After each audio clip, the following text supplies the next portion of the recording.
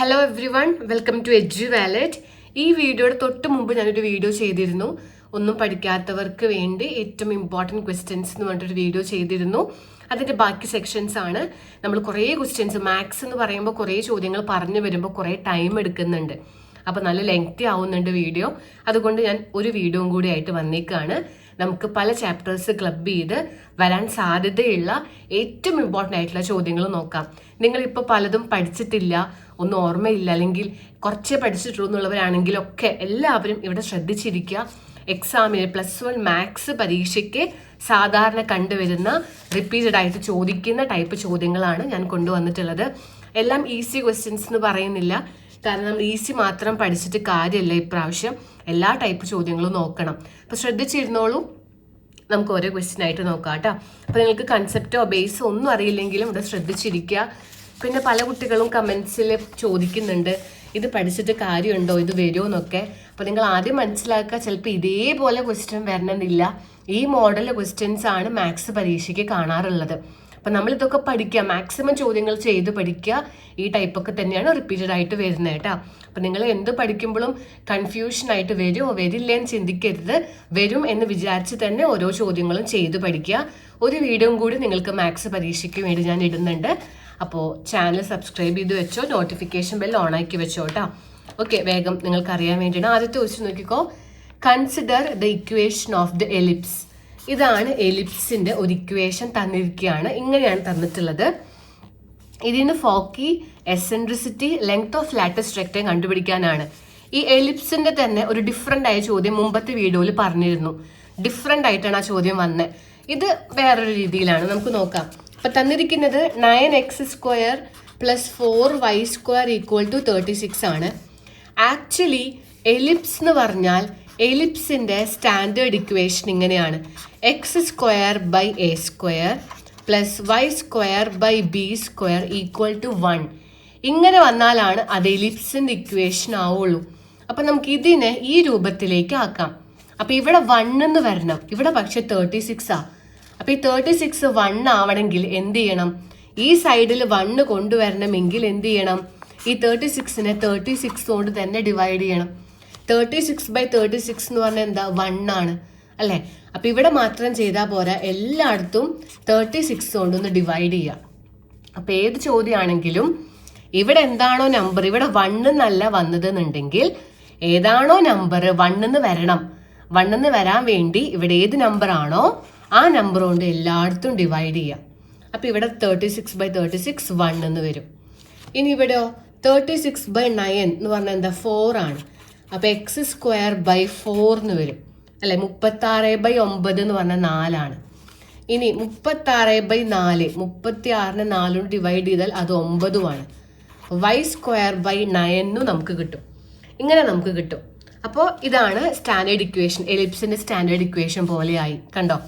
a² എന്നുള്ള പൊസിഷനിൽ ഇപ്പൊ നമുക്ക് എന്താ എടുക്കണേ? a² ഉണ്ട്, b² ഉണ്ട്. ഇവിടെ ഒരു കാര്യം നമ്മൾ ശ്രദ്ധിക്കാനുണ്ട്. അതായത് ഇവിടെ വലുത് വൈയുടെ താഴേക്ക് എടുക്കണേ. കണ്ടോ? എക്സിന്റെ താഴെയല്ല വലുത്, വൈയുടെ താഴെയാണ് വലിയ നമ്പർ എടുക്കണേ. അപ്പൊ a² എന്ന് പറയുന്നത് ആരായിരിക്കും? ഈ 9 ആണ്. അതായത് ഇവിടുത്തെ മേജർ ആക്സിസ് y ആണെന്ന് നമുക്ക് പറയാം. ഏറ്റവും വലിയ ആക്സിസ്, മേജർ ആക്സിസ് ആരാണ്? y ആക്സിസ് ആണ്. ഇതില് വൈയുടെ താഴെ വലിയ നമ്പർ വന്നതുകൊണ്ട് അതാണ് മേജർ ആക്സിസ്, അതാണ് a². അപ്പൊ a² = 9. അപ്പൊ a = √9, ദാറ്റ് ഈസ് 3. എയുടെ വാല്യൂ 3. അപ്പൊ b² ആയിരിക്കും 4. ഇതിൽ നമുക്ക് b കിട്ടും √4, ദാറ്റ് ഈസ് 2. എയും കിട്ടി, ബിയും കിട്ടി. ഓക്കെ, ഇനി നമുക്ക് സി കാണുന്ന ഇക്വേഷൻ ഉണ്ട്. എലിപ്സിനെ സി കണ്ടുപിടിക്കാനുള്ള ഇക്വേഷൻ എന്ന് പറഞ്ഞാൽ √a² - b² ആണ് കേട്ടോ. a² നമുക്ക് 9 ആണ്, b² 4 ആണ്. സോ √5 നമുക്ക് കിട്ടും. അപ്പൊ ഏത് ക്വസ്റ്റ്യൻ ആണെങ്കിലും ഉടൻ തന്നെ എലിപ്സിന്റെ ഫോർമാറ്റിലേക്ക് ആക്കുക. ഇതാ എലിപ്സിന്റെ ഫോർമാറ്റിലേക്ക് ആക്കി വലുത് ഏതാണോ അതാണ് മേജർ ആക്സിസ്, y ആക്സിസ് ആണ് മേജർ. അപ്പൊ അതാണ് a². അതിന് a കിട്ടി, b² 4 കൊടുത്ത് b കിട്ടി. അപ്പൊ എയും ബിയും കിട്ടി, സി നമ്മൾ കണ്ടുപിടിച്ചു. അപ്പൊ ഈ ഇക്വേഷൻ മറക്കണ്ട. എലിപ്സിന്റെ സ്റ്റാൻഡേർഡ് ഇക്വേഷനും അതുപോലെ സി കണ്ടുപിടിക്കാനുള്ള ഇക്വേഷനും മറക്കരുത്. ഇനി എന്താ ചോദ്യം? ആദ്യം ഫോക്കി കണ്ടുപിടിക്കാനാണ്. ഫോക്കി എന്ന് പറഞ്ഞാൽ എന്താ, ഫോക്കസുകൾ, 2 ഫോക്കസ് ഉണ്ട് എലിപ്സിന്. അപ്പോൾ +or-C,0 എന്നാണ് ഫോക്കി എന്ന് നമ്മൾ പറയാ.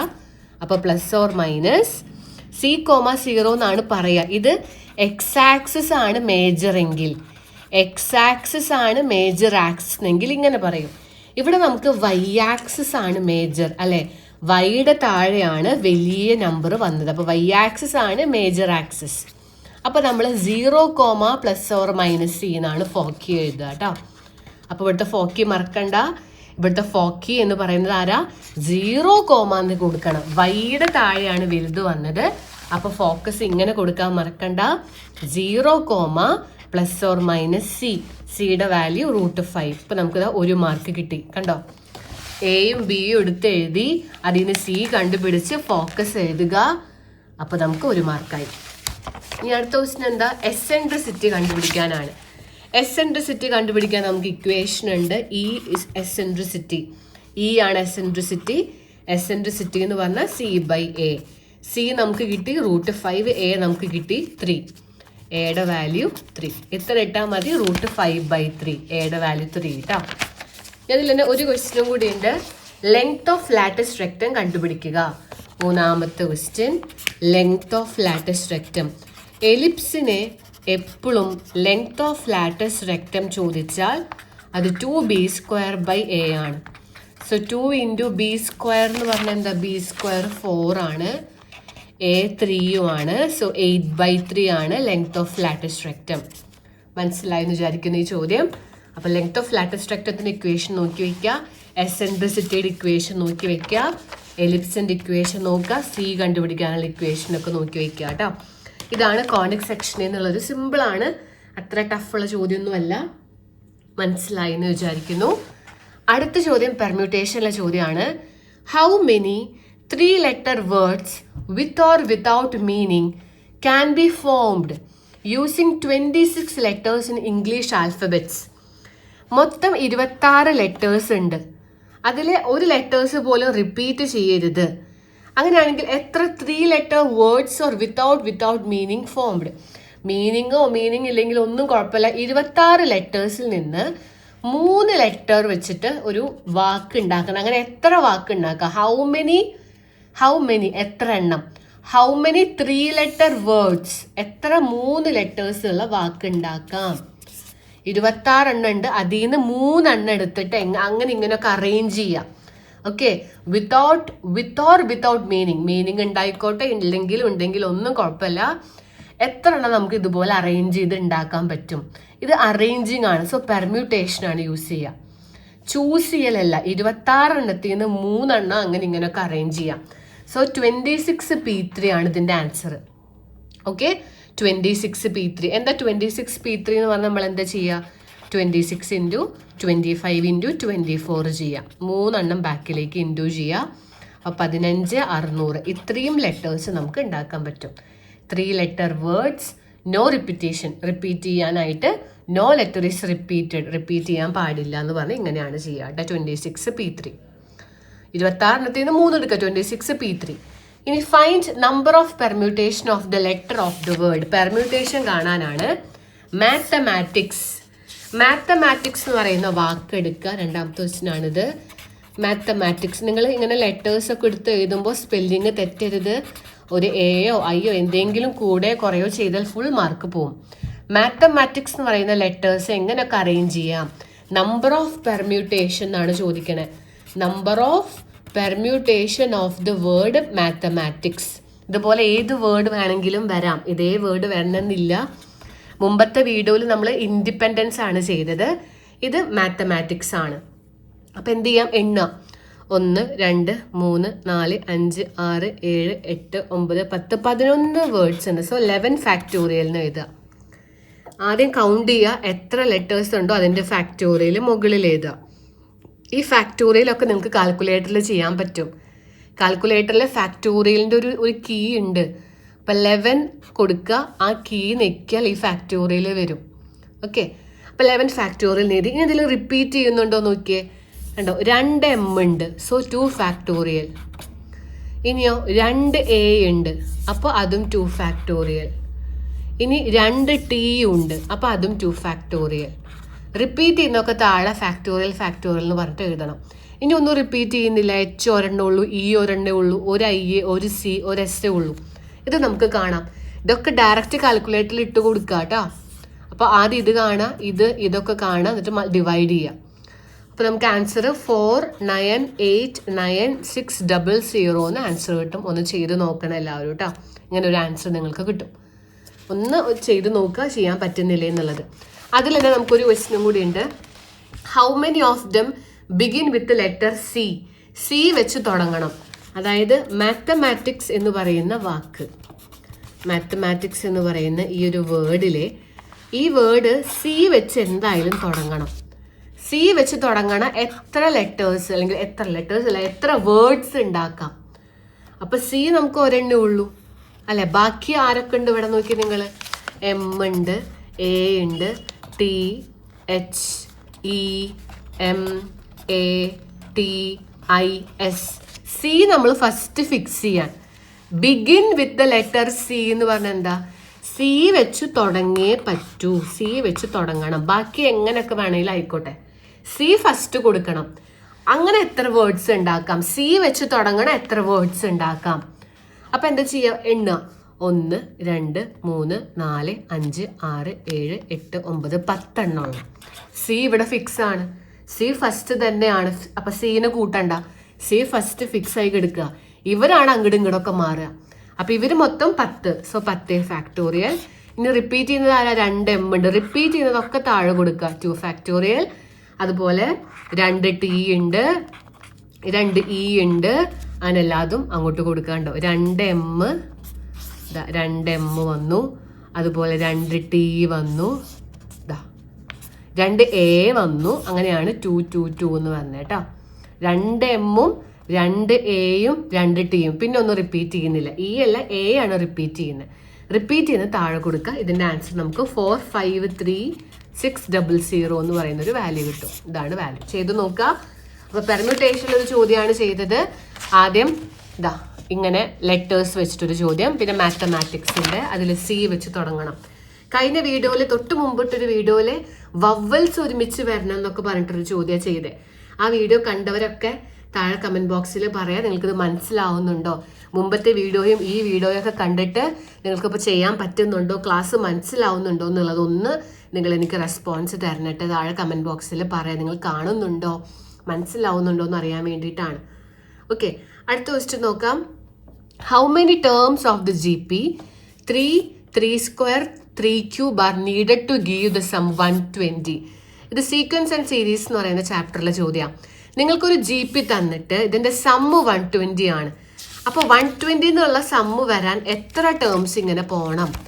How many terms of the GP തന്നു 3, 3ന്റെ സ്ക്വയർ, 3ന്റെ ക്യൂബ്, ഇങ്ങനെ എത്ര ടേംസ് വേണം? How many terms. ചോദ്യം how many terms of the GP. How many terms എന്നൊക്കെ പറഞ്ഞ എന്നാണ് കണ്ടുപിടിക്കാൻ പറയണേ. ഹൗ മെനി ടേംസ് എന്നൊക്കെ എവിടെയെങ്കിലും വന്നാൽ അത് എന്ന് കണ്ടുപിടിക്കുക. How many terms of the GP to give the sum. Sum നിങ്ങൾക്ക് തന്നിരിക്കുന്നു.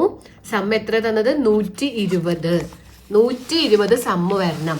അപ്പം എത്ര എണ്ണം കൂട്ടിയാലാണ്, എത്ര ടേംസ് കൂട്ടി എഴുതിയാലാണ് 120 വരിക? ഇങ്ങനെ കൺസെപ്റ്റ് മനസ്സിലാക്കി ചെയ്യാം. അപ്പം നമുക്ക് ആദ്യം ആ സീക്വൻസ് ചെയ്താൽ 3ന്റെ സ്ക്വയർ എന്ന് പറഞ്ഞാൽ 9, 3ന്റെ ക്യൂബ് എന്ന് പറഞ്ഞാൽ 27. ഇങ്ങനെയാണ് ആ GP പോണേ. 3, പിന്നെ 3ന്റെ സ്ക്വയർ 9, 3ന്റെ ക്യൂബ് 27, അങ്ങനെ. ഇനി സമ്മ് നമുക്ക് തന്നിട്ടുണ്ട് SN-ന്റെ ഇക്വേഷൻ എന്താ? A × r⁻n−1/r−1 ആണ് സമ്മിൻ്റെ ഇക്വേഷൻ. അപ്പോൾ ഇതിൽ A എന്ന് പറഞ്ഞാൽ ഫസ്റ്റ് ടേം 3. ഇനി n നമുക്കറിയില്ല, n ആണ് നമ്മൾ കണ്ടുപിടിക്കേണ്ടത്. ഇനി r നമുക്ക് അറിയാൻ പറ്റും. r എങ്ങനെ കാണാം? ഇത് തമ്മിൽ ഡിവൈഡ് ചെയ്താൽ മതി. ഇതാണ് GPയുടെ പ്രത്യേകത. GP എന്ന് പറഞ്ഞാൽ r എന്ന് പറഞ്ഞാൽ കോമൺ റേഷ്യോ ആണ്.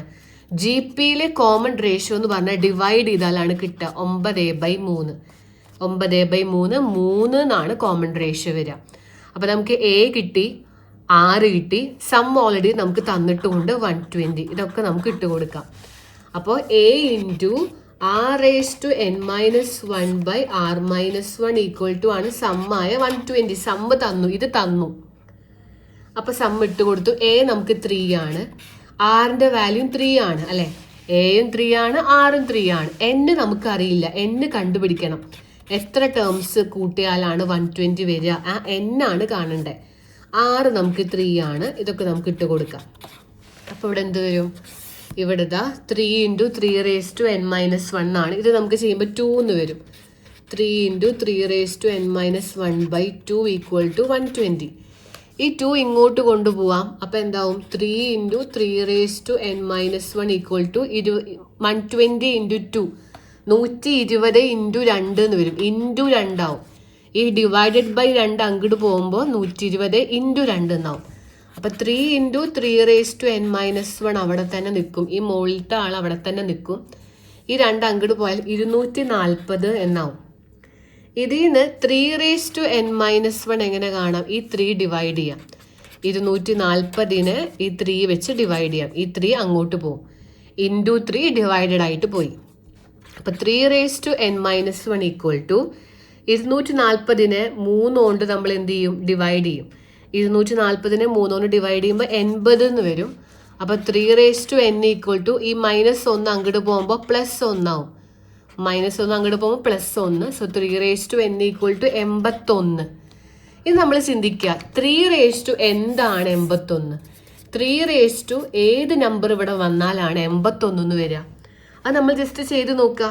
3⁻2 നോക്കുക, 3⁻3 നോക്കുക, 3⁻4 നോക്കുക. ഓക്കെ, 3യുടെ മുകളിൽ എന്തെങ്കിലുമൊക്കെ ഇട്ട് കൊടുക്കുക. 3⁻1 എന്ന് പറഞ്ഞാൽ 3 3⁻2 എന്ന് പറഞ്ഞു കഴിഞ്ഞാൽ 9 3⁻3 എന്ന് പറഞ്ഞാൽ 27 3⁻4 ആണ് 81. മനസ്സിലാവുന്നുണ്ടോ? 3⁻4 ആണ് 81 എന്ന് പറഞ്ഞു കഴിഞ്ഞാൽ. ഇങ്ങനെയാണ് നമ്മൾ ചെയ്യുക. അപ്പോൾ 3⁻4 ആണ് 81. അപ്പോൾ എന്നിൻ്റെ വാല്യൂ 4. എന്നിന് 4 കൊടുത്താലാണ് 81 വരിക. അപ്പോൾ എത്രയാണ്? 4. നമ്പർ ഓഫ് ടേംസ് 4 ആണ്. 4 നമ്പർ ഓഫ് ടേംസ്, 4 എണ്ണം കൂട്ടിയാലാണ് 120 വരിക. അപ്പോൾ ഹൗ മെനി ടേംസ്? 4 ടേംസ്. 4 ടേംസിൻ്റെ സമ്മാണ് 120. അപ്പം സമ്മിൻ്റെ ഇക്വേഷൻ എഴുതുന്നു. അതിൽ എ, ആർ ഒക്കെ ഇട്ട് കൊടുക്കുക, സമ്മ് ഇട്ട് കൊടുക്കുക. തന്നിട്ടുണ്ട് സമ്മ്. പിന്നെ അടിയിൽ നിന്ന് ആദ്യം അങ്ങോട്ട് കൊണ്ടുപോവുക. ഈ 3 അടിയിലേക്ക് കൊണ്ടുപോവുക. -1 അപ്പുറത്തേക്ക് കൊണ്ടുപോവുക. പിന്നെ നമ്മൾ ചെയ്ത് നോക്കുക. 3ക്ക് എന്തിട്ട് കൊടുത്താൽ 81 വരും? 4 ഇട്ട് കൊടുത്താൽ 81 വരും. ഇങ്ങനെയാണ് ഈ ചോദ്യം ചെയ്യുക കേട്ടോ. മനസ്സിലായെന്ന് വിചാരിക്കും. നന്നായി ചെയ്ത് പഠിക്കുക. മാത്സ് ആണ്, ഒന്ന് ചെയ്ത് പഠിച്ചെങ്കിൽ ഇത് സെറ്റ് ആവുള്ളൂ കേട്ടോ. അടുത്തൊരു ക്വസ്റ്റ്യനിലേക്ക് കിടക്കാം. അടുത്ത ക്വസ്റ്റ്യൻ ലിമിറ്റ്സ് ആൻഡ് ഡെറിവേറ്റീവ്സിലൊരു ചോദ്യമാണ്. ഇപ്പം നമ്മൾ പെർമ്യൂട്ടേഷനിലെ ചോദ്യം കണ്ടു, സീക്വൻസ് ആൻഡ് സീരീസിലെ ക്വസ്റ്റ്യൻ കണ്ടു, പിന്നെ കോണിക് സെക്ഷനിലെ കണ്ടു. അടുത്തത് ലിമിറ്റ്സ് ആൻഡ് ഡെറിവേറ്റീവ്സിൽ ഫൈൻഡ് ദ അല്ലെങ്കിൽ ഡിഫറൻഷിയേറ്റ് f(x). ഒരു f(x) തന്നിട്ട് ഇതിനെ ഡിഫറൻഷിയേറ്റ് ചെയ്യാനാണ് ചോദ്യം. ഇതിൻ്റെ ആൻസർ കണ്ടുപിടിക്കുക, വേറെ പ്രശ്നമൊന്നുമില്ല. അപ്പം നമുക്ക് സിമ്പിളാണ്. ഇതേപോലത്തെ വേറൊരു ക്വസ്റ്റ്യൻ ഞാൻ കഴിഞ്ഞ വീഡിയോയിൽ ചെയ്തിട്ടുണ്ട്.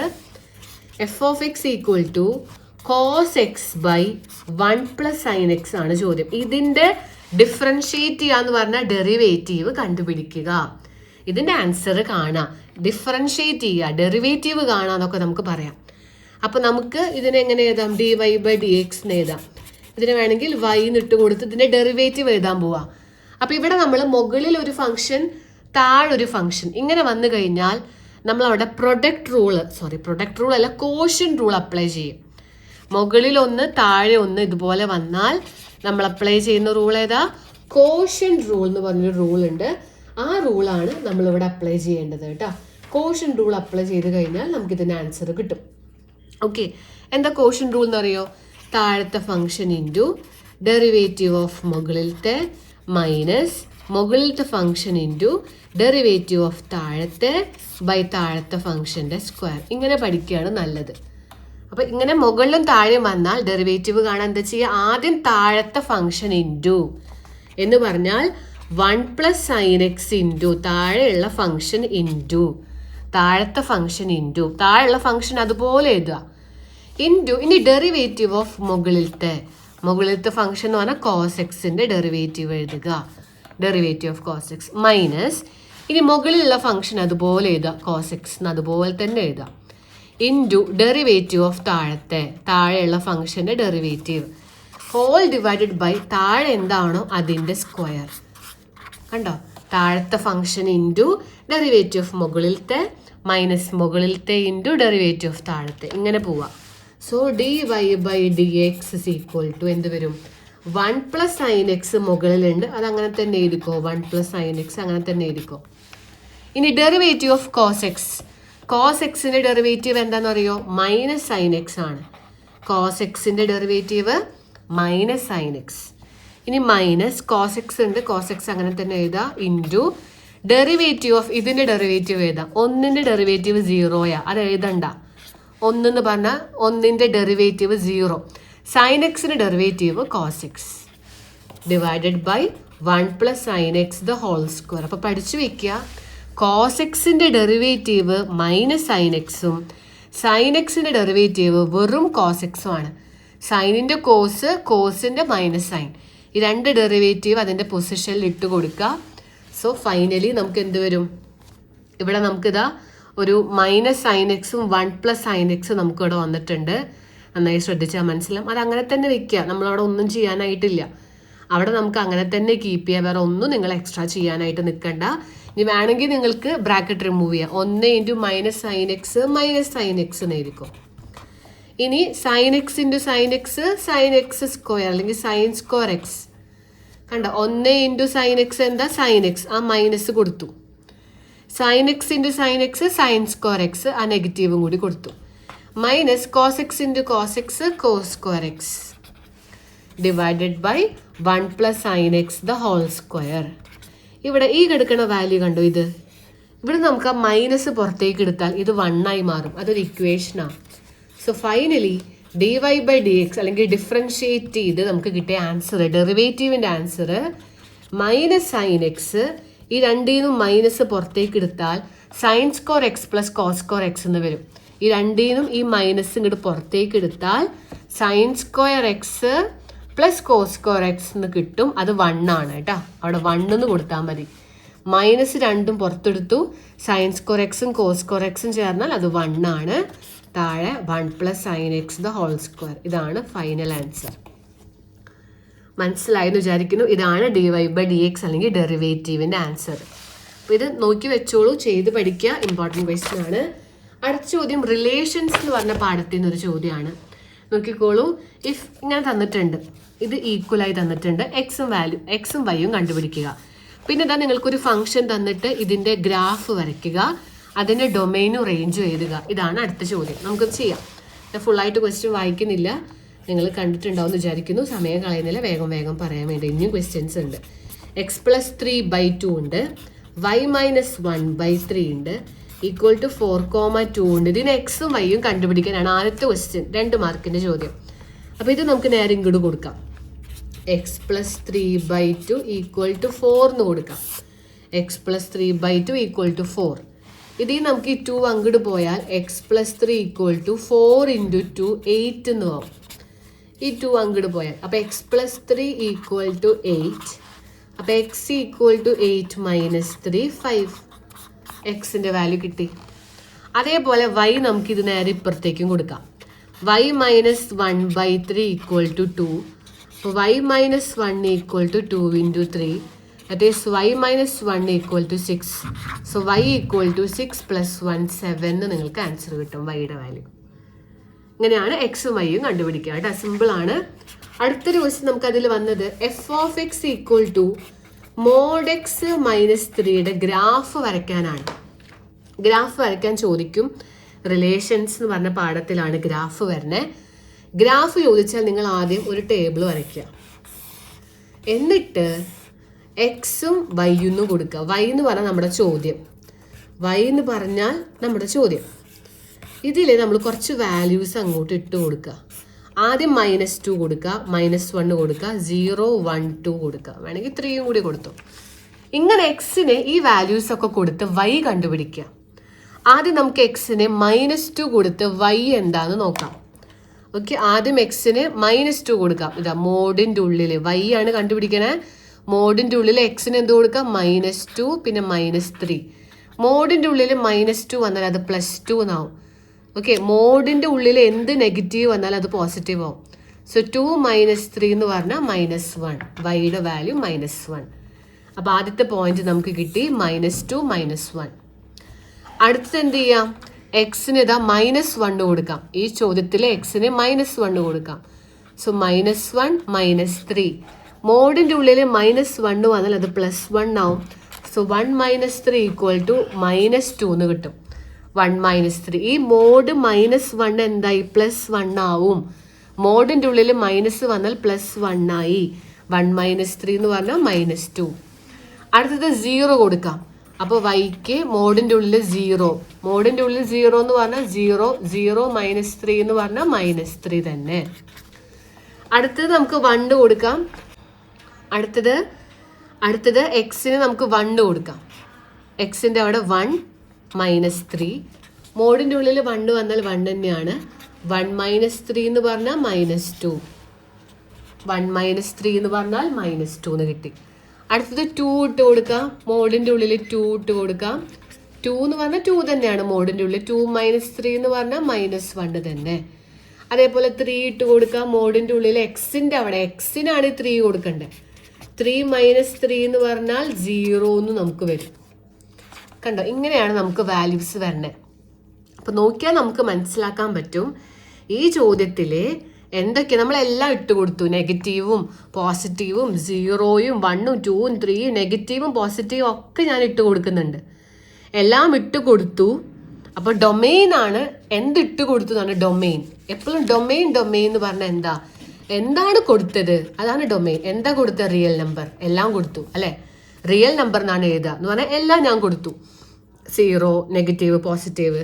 പക്ഷെ റേഞ്ച് എന്താ കിട്ടിയത്? റേഞ്ചിന്റെ പ്രത്യേകത എന്താ? അതായത് റേഞ്ച് എന്ന് പറഞ്ഞാൽ എന്താ? നിങ്ങൾക്ക് എന്ത് കിട്ടി? റേഞ്ച് എന്ന് പറഞ്ഞാൽ -3 -2 -1 -4 ഒന്നും വരുന്നില്ല. -3 എന്നാണ് തുടങ്ങണേ അല്ലേ? -3 തൊട്ടിപ്പുറത്ത് -2 പിന്നെ -1 0 അങ്ങനെയാണ് പോണേ. ഇപ്പുറത്തേക്കാണ് പോണേ. ഇങ്ങോട്ട് പോണില്ല. -4 -5 ഒന്നും വരുന്നില്ല. -3 അങ്ങോട്ടേക്ക് എല്ലാം വരും. അപ്പൊ ഇതാണ് റേഞ്ച്. അപ്പൊ ഡൊമെയിൻ എന്ന് പറഞ്ഞാൽ എന്ത് കൊടുത്തു? എല്ലാം കൊടുത്തു. റിയൽ നമ്പർ കൊടുത്തു. റേഞ്ച് എന്ന് പറഞ്ഞാൽ എന്ത് കിട്ടിയത് നോക്കുക. 0 ഉണ്ട്, -1 -2 -3. അതായത് -3 അപ്പുറത്തേക്ക് -2 -1 0 1 അങ്ങനെയാണ് പോണേ. സോ ഇതാണ് റേഞ്ച്. അപ്പൊ ഇതുപോലെ നമ്പേഴ്സ് കാണാം. അതിൽ നിന്ന് ഡൊമെയിനും റേഞ്ചും കണ്ടുപിടിക്കാൻ ചോദ്യമുണ്ട്. അപ്പൊ ഡൊമെയിൻ 6 റേഞ്ച് ഇങ്ങനെ തന്നെ എഴുതണം. -3 ഉണ്ട്. അപ്പൊ -3 ക്ലോസ്ഡ്. അവിടുന്ന് കുറെ നമ്പേഴ്സ്. അപ്പൊ ഇത് ഓപ്പൺ ഇൻഫിനിറ്റി പോസിറ്റീവ് ഇൻഫിനിറ്റി. അപ്പൊ ഡൊമെയിനും റേഞ്ചും എഴുതി നമുക്കിനി ഗ്രാഫ് വരച്ചാൽ ഈ ക്വസ്റ്റ്യൻ കംപ്ലീറ്റ് ആവും. ഇത് വെച്ച് നമുക്ക് ഗ്രാഫ് വരയ്ക്കാം. അപ്പൊ സ്കെയിലും പെൻസിലും ഉപയോഗിച്ച് വരച്ചോളൂ. സ്കെയിലും പെൻസിലും ഉപയോഗിച്ച് ഇവിടെ 0, ഇവിടെ 1, ഇവിടെ 2, ഇവിടെ 3. നമ്മൾ കൊടുത്ത നമ്പേഴ്സ് ഒക്കെ ഒന്ന് കൊടുക്കാം. -2 -3, ഇവിടെ 1 2 3 -1 -2. സ്കെയിലും പെൻസിൽ ഉപയോഗിച്ച് കൃത്യമായിട്ട് 1 സെന്റിമീറ്റർ ഗ്യാപ്പ് ഇട്ടിട്ട് വരയ്ക്കാം. ഇനി നമുക്ക് ആദ്യത്തെ പോയിന്റ് എന്താ? -2ൽ നിന്ന് -1ലേക്ക് പോകണം. എക്സ് ആക്സിസിൽ -2ൽ നിന്ന് -1ലേക്ക്. അപ്പോൾ ഇതാണ് -2. അതിൽ നിന്ന് -1ലേക്ക് വരിക. അപ്പോൾ ഇതാണ് ആദ്യത്തെ പോയിന്റ്. -2 -1. അടുത്തത് ആരാ? എക്സ് ആക്സിസിൽ -1ൽ നിന്ന് -2ലേക്ക് പോവാ. -1ൽ നിന്ന് -2ലേക്ക് പോവാ. ഇതാണ് -1. അതിന് നേരെ -2ലേക്ക് പോവാ. ഇവിടെ വരും -2. അപ്പോൾ -1 -2 എന്ന് പറഞ്ഞ പോയിന്റ് ഇവിടെ വരും. അടുത്തതോ 0ന്ന് -3ലേക്ക് പോവാ. ഇതാണ് 0ൽ നിന്ന് -3ലേക്ക് പോവാ. ഇവിടെ വരും. കണ്ടോ? ഇങ്ങനെ നമുക്കൊരു ലൈൻ വരും. ഇവിടെ നിങ്ങൾ സ്കെയിലും പെൻസിൽ ഉപയോഗിച്ച് വരച്ച കറക്റ്റ് സ്ട്രെയിറ്റ് ലൈൻ വരും.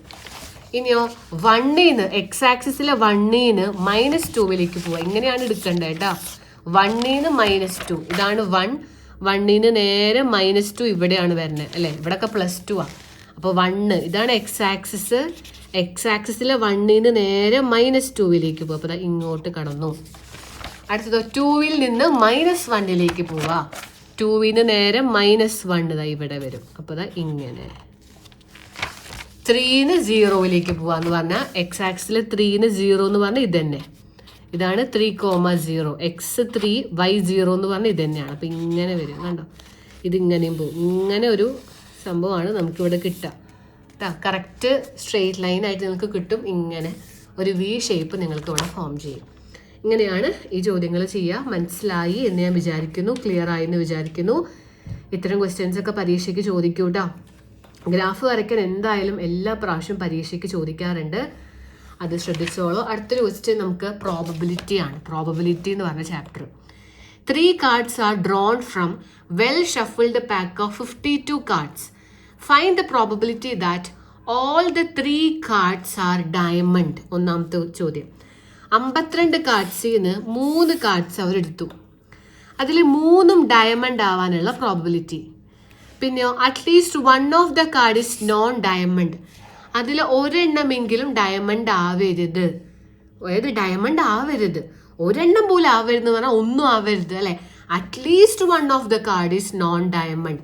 അതിൽ ഒരു കാർഡെങ്കിലും നോൺ ഡയമണ്ട് ആയിരിക്കണം. ഓക്കെ, നോൺ ഡയമണ്ട് എന്ന് പറഞ്ഞാൽ എന്താ? ഡയമണ്ട് ആവരുത്.